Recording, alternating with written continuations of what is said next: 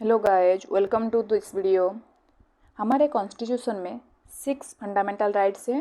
पहले 2 वीडियोस में हमने right to equality and right to freedom के बारे में डिस्कस किया था। बाकी राइट्स के बारे में आज हम डिस्कस करेंगे। तो थर्ड फंडामेंटल राइट है राइट अगेंस्ट एक्सप्लोटेशन। ये कवर करता है आर्टिकल 23 एंड 24 को। आर्टिकल 23 में कहा गया है prohibition of trafficking of human beings and forced labours. Means किसी भी ह्यूमन बींग, चाहे वो वुमेन हो या चिल्ड्रन हो, उसके ह्यूमन ट्रैफिकिंग नहीं हो सकती एंड किसी को भी फोर्सफुली लेबर नहीं बना सकते। अगर कोई ऐसा करता है he will be punishable according to law. Article 24 क्या कहता है? आर्टिकल 24 में है prohibition of employment of children in factories. Means कोई भी children below 14 years of age आप किसी भी फैक्ट्री और किसी भी हैजर्डस प्लेस में आप उसको एम्प्लॉयड नहीं कर सकते हैं। पर कोई भी चिल्ड्रन अपनी फैमिली बिजनेस में काम कर सकता है। जैसे घर पे कोई कुछ बना के बेच रहे हैं, कोई भी फूड वगैरह, तो उसमें वो काम कर सकता है। बट कोई भी फैक्ट्री या कोई भी हैजर्डस प्लेस में आप उसे एम्प्लॉय नहीं कर सकते। अगर कोई ऐसा करता है तो according to in 2016 the parliament ने एक प्रपोजल अप्रूव किया था that it will completely ban the employment of children below 14 years.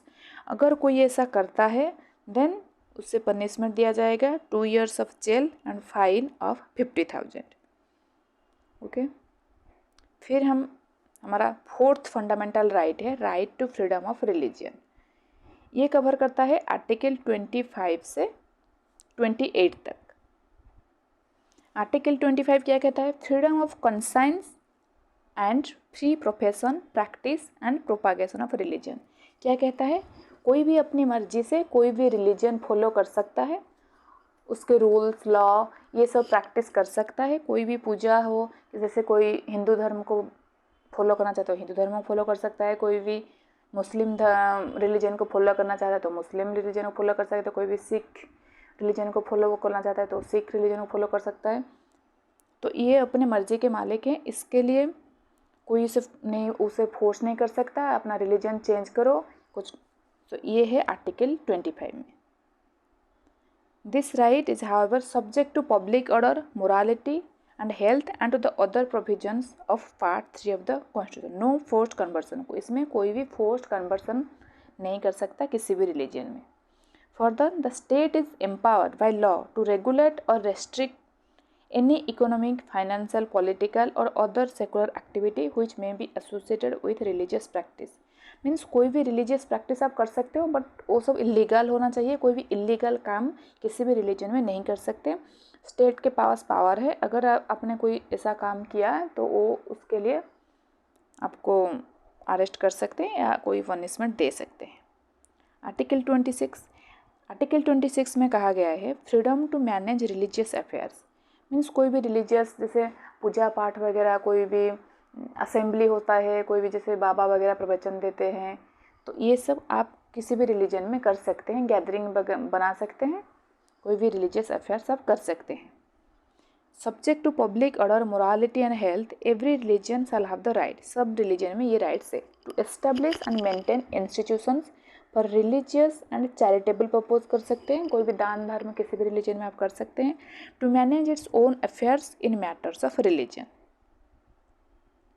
To own and acquire movable and immovable property. Means किसी भी रिलीजन में आप रिलीजन के अंडर कोई भी रिलीजियस इंस्टीट्यूशन के नाम पे आप कोई भी मूवेबल और इमूवेबल प्रॉपर्टी भी रह सकता है। एंड ये कहा गया है कि to administer such property in accordance with law. बस लॉ के हिसाब से चलना चाहिए आपको।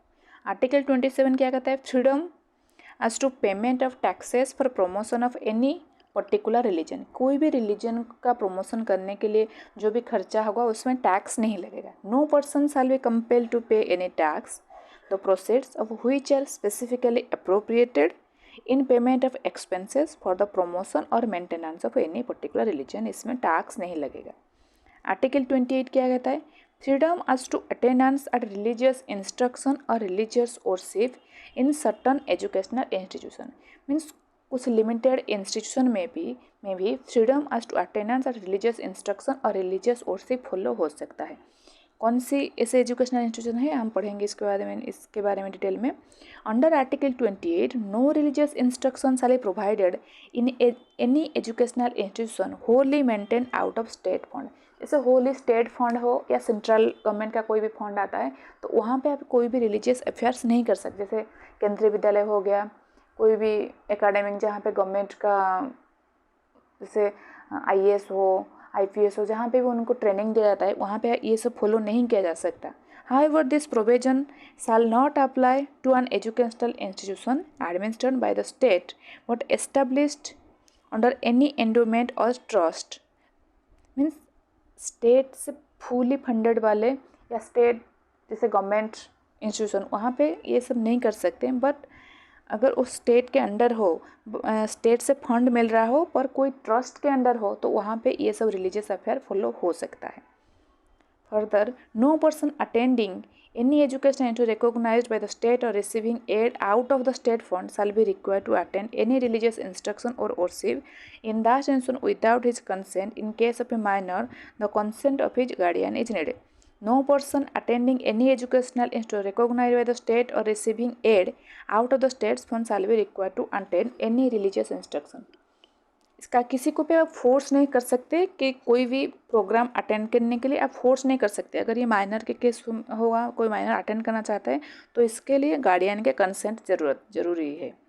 तो आर्टिकल 28 में डिस्टिंग्विश किया गया है हमारे जो 4 टाइप्स ऑफ एजुकेशनल इंस्टीट्यूशन है उसको डिस्टिंग्विश किया गया है। क्या क्या है?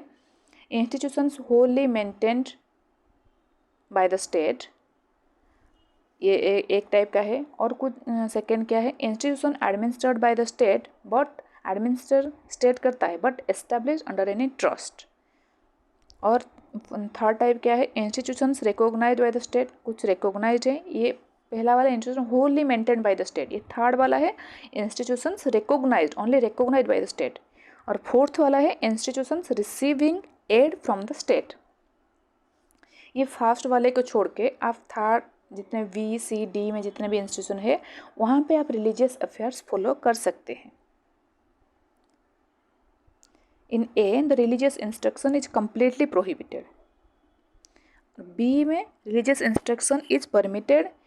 C and D religious instruction is permitted on A voluntary basis. पूरी तरह से नहीं है क्योंकि इसमें गवर्नमेंट एड है या गवर्नमेंट रिकॉग्नाइज्ड है तो यहाँ पे कुछ लिमिटेड आप रिलीजियस अफेयर्स कर सकते हो। बट B वाले में जो कि कुछ ट्रस्ट के अंडर में है तो आप वहाँ पे religious instruction is permitted.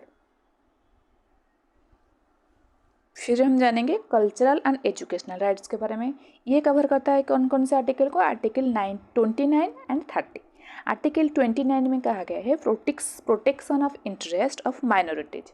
Any section of the citizens residing in the territory of India or in any part of thereof having a distinct language, script or culture of its own shall have the right to conserve the same। Means ये जो protection of interest में minority SC ST हो गया, इनकी preservation के लिए article 29 को लाया गया है, उनके राइट्स को प्रिजर्व करने के लिए। मीन्स कोई भी पर्सन किसी भी जगह में रह रहा हो, उसका कोई भी लैंग्वेज हो, कोई भी स्क्रिप्ट, कोई भी कल्चर फॉलो कर सकता है, इसको कंजर्व करने का राइट्स उनके पास है।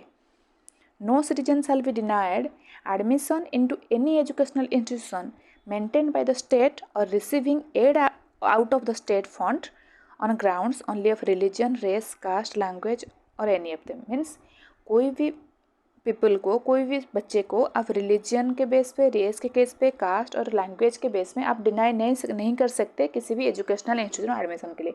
कोई भी बच्चा एडमिशन ले सकता है, जैसे वो स्टेट मेंटेन बाय स्टेट हो और स्टेट से कोई फंडिंग ले रहा हो तो आप डायरेक्टली वहाँ पे एडमिशन ले सकते हैं। आप किसी भी रिलीजन से बिलोंग कर सकते हो, किसी भी कास्ट से बिलोंग सकते हो, कोई भी लैंग्वेज आपका हो।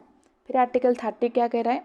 Right of minorities to establish and administer educational institution. Right of minorities के पास ये राइट है टू एस्टेब्लिश, वो खुद अपना एजुकेशनल इंस्टीट्यूशन एस्टेब्लिश कर सकते हैं और एडमिनिस्टर भी कर सकते हैं इसको। All minorities whether based on religion और language shall have the right, उनके पास राइट है to establish and administer educational institution of their own choice. State shall not in granting aid to educational institution discriminate. ये state government में state चाहे state government हो, central government हो, कोई भी इंस्टीट्यूशन जो कि गवर्नमेंट के अंडर आता है उसको स्टेट हम बोल रहे हैं, ये डिस्क्रिमिनेट नहीं कर सकता को against any educational institution on the ground that it is under the management of a minority whether based on religion और लैंग्वेज। ये गवर्नमेंट इसको डिस्क्रिमिनेट नहीं कर सकता, कोई भी अदर एजुकेशनल इंस्टीट्यूशन के साथ उसे कंपेयर नहीं कर सकता कि ये माइनॉरिटी का है, इनको कम फंड दिया जाएगा, ये सब डिस्क्रिमिनेशन नहीं हो सकता। Minority educational institutions are of three types. Institutions that seek recognition as well as aid from the state. कुछ इंस्टीट्यूशन जो कि रिकॉग्नाइज्ड है स्टेट के द्वारा और एड भी मिल रहा है। कुछ institution that seek only recognisation है, बस रिकॉग्नाइजेशन मिल रहा है स्टेट से बट एड नहीं मिल रहा है। कुछ इंस्टीट्यूशन है that neither seek recognisation nor aid, कुछ है जिनको खाली एड मिल रहा है, कुछ है जिनको एड एंड रिकॉग्नाइजेशन दोनों मिल रहा है, कुछ है जिनको कुछ नहीं मिल रहा है, दोनों में से कुछ नहीं मिल रहा है। The institution of first and second type are subject to regulatory power of the state with means जो कि जिनको स्टेट से एड मिल रहा है, कुछ है जो जिसको स्टेट से एड एंड रिकॉग्नाइजेशन दोनों मिल रहा है, तो वहाँ पे तो सिलेबस प्रिस्क्रिप्शन हो गया, एकेडमिक स्टैंडर्ड, डिसिप्लिन, सैनिटेशन और एम्प्लॉयमेंट ऑफ टीचिंग स्टाफ, ये सब स्टेट के अंडर आता है, स्टेट रेगुलेट करता है, स्टेट के पास रेगुलेटरी पावर है। और द थर्ड टाइप का उसे ना एड मिल रहा है ना कि रिकॉग्नाइज मिल रहा है। So the institution of third type are free to administer their affairs. वो अपना ये सिलेबस वगैरह एकेडमिक ये सब कुछ वो अपना रूल खुद फॉलो करते हैं, but they should follow the general laws like contract law, labour law, ये जितने भी जनरल लॉ है कोई भी एजुकेशनल इंस्टीट्यूट फॉलो करने का, ये सब वो लोग करेंगे। फिर लास्ट है राइट टू कॉन्स्टिट्यूशनल रेमेडी। ये क्या आता है, article 32 the right means article the right to move the supreme court in case of the violation of fundamental rights. Means ये है, इसको हम सोल ऑफ द कॉन्स्टिट्यूशन के भी कहते हैं। इसको डॉक्टर BR आम्बेडकर ने soul and heart of the constitution कहा, क्योंकि अगर कोई भी आपका फंडामेंटल राइट वायोलेट होता है तो आर्टिकल 32 कहता है आप डायरेक्टली सुप्रीम कोर्ट को अप्रोच कर सकते हो, डायरेक्ट सुप्रीम कोर्ट में कंप्लेन कर सकते हो। To enforce the fundamental rights the supreme court is empowered under article 32 to issue writ. वो रीट जारी कर सकता है ऑफ वेरियस फॉर्म्स, ये आता है आर्टिकल 32 के अंडर। सुप्रीम कोर्ट रीट जारी कर सकता है डायरेक्टली। और आर्टिकल 226 अगर सुप्रीम कोर्ट के बदले आप हाई कोर्ट भी फांस जा सकते हो, तो high court are also empower to issue writ. High court के पास भी रीट पावर है टू रीट जारी कर सकता है, कोई भी आपका फंडामेंटल राइट वायोलेट होता है तो। हाई कोर्ट का पावर किसके अंडर आता है, आर्टिकल 226 के under. And suspendability of fundamental rights, कब हमारा फंडामेंटल राइट सस्पेंड हो सकता है, When the President proclaims a national emergency, article 352 के अंडर अगर प्रेसिडेंट कभी भी नेशनल इमरजेंसी लागू करता है, जैसे वार के टाइम पे और एक्सटर्नल एग्रेशन के टाइम पे, बट नॉट आर्म्ड रिबेलियन, ठीक है। The 6 rights guaranteed bye article 19, article 19 में हमने क्या पढ़ा था, 6 जो राइट्स है, जैसे right to freedom of speech and expression, right to assembly without any arms, ये सब जो 6 राइट्स थे आर्टिकल 19 के अंदर, देर ऑटोमेटिकली सस्पेंड हो जाएगा नेशनल इमरजेंसी के टाइम पे। ये प्रेसिडेंट के पास पावर है, वो सस्पेंड कर सकते हैं। ये पावर किसके अंडर आता है, आर्टिकल 352 के under.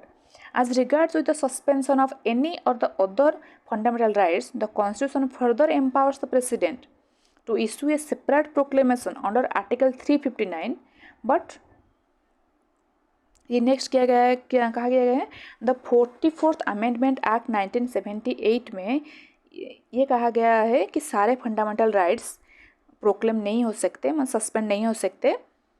Suspension of article 20 and 29 has been prohibited.